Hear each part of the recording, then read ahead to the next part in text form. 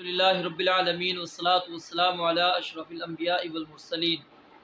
سیدنا ثوبان رضی اللہ تعالیٰ عنہ بیان فرماتے ہیں، نبی علیہ السلام نے ارشاد فرمایا، جس شخص کی روح جسم سے جدا ہو جاتی ہے اور وہ اس حالت میں اس دنیا سے جاتا ہے کہ اس کے اندر تین چیزیں موجود نہیں تھی، تکبر، خیانت اور قرض، الا دخل الجنہ، وہ انسان جنت کے اندر داخل ہوگا۔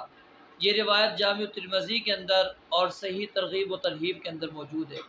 یہاں پر رسول مکرم صلی اللہ علیہ وآلہ وسلم نے تین باتوں کی طرف ہماری رہنمائی کی کہ تین چیزوں سے ہم نے اپنے آپ کو بچانا ہے، ایک تکبر سے اور نمبر دو خیانت سے۔ یہ خیانت اجتماعی مال کے اندر بھی مراد ہے اور عام خیانت بھی مراد ہے، اور اسی طرح قرض۔ یہ تین چیزیں نبی علیہ السلام نے فرمایا کہ جس بندے کے اندر نہیں ہوں گی اور اس دنیا سے رخصت ہو گیا، الا دخل الجنہ، وہ انسان جنت کے اندر داخل ہوگا۔ اللہ رب العالمین سے دعا ہے رب العالمین حدیث مبارکہ سمجھنے اور ہمیں اس کے مطابق اپنی زندگی گزارنے کی توفیق عطا فرمائے۔ وآخر دعوانا ان الحمدللہ رب العالمین۔